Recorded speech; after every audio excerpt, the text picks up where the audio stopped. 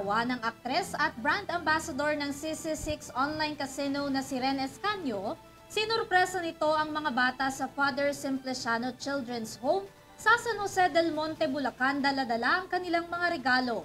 Alamin ang kabuuan ng balita sa aking report.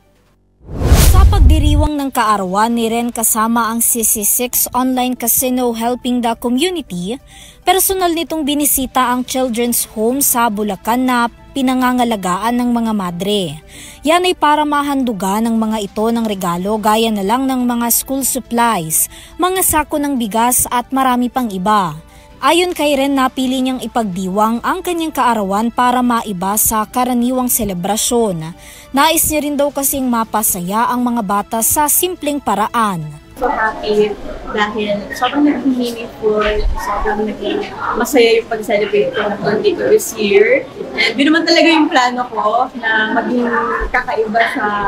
And of course, para sa akin, meaningful yung imbes na ako yung bigyan ng blessings or imbes na ako yung mapasaya ng mga tao. Gusto ko ako yung makapagbigay ng sa iba. Kasi iba sa pakiramdam ko. Ikaw yung nakakapagbigay ng sa mas alam mo kasi yung so, I'm so happy and I feel blessed dahil lang ako masaya today. Nagbigay naman ang mga bata ng maikling pagtatanghal para kay Ren at sa CC6 bilang pasasalamat, kung saan nakisaya pa ang aktres sa kanila.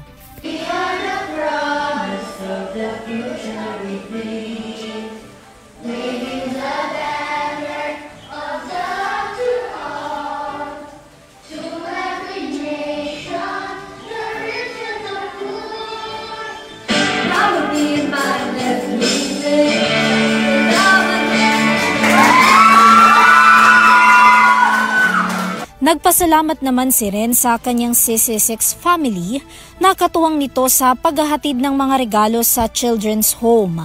Patunay lamang din daw ito na tuloy-tuloy ang magandang hangarin ng CC6 na makapagbigay ng tulong sa mga nangangailangan. Hindi ko mangyayari lahat kung hindi ko sa tulong ng CC6. Of course, ang ating number 1 na online casino.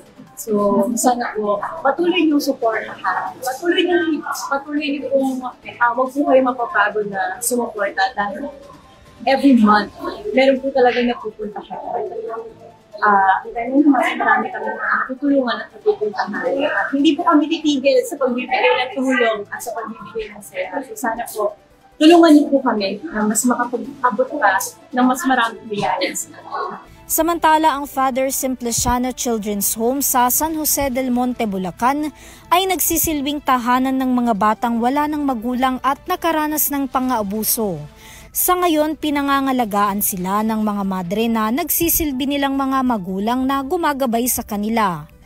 Para sa EuroTV News, Vanessa Cleofas, sumasaludo sa bawat Pilipino.